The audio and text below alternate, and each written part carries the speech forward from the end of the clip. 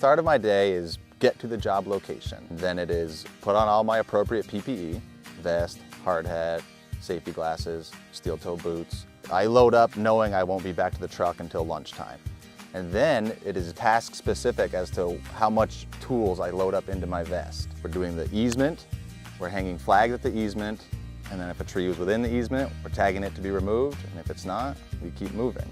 And then head into the woods.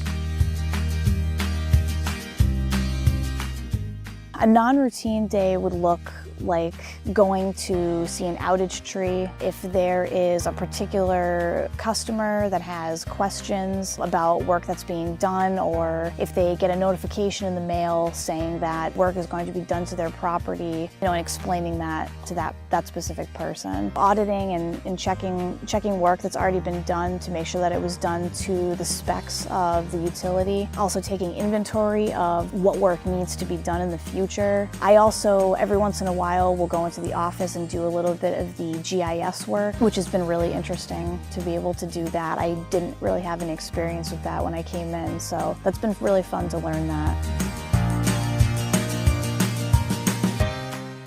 In this business, you work a lot by yourself. We try and build with the homeowners that we work with, the power companies that we're contracted to, is that they can trust us. And property owners trust that we're going to do what we say.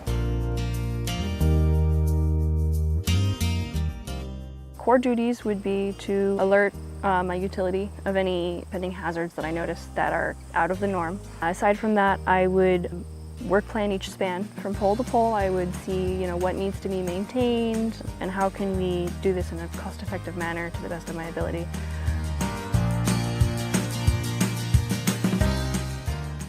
So my core duties vary from day to day.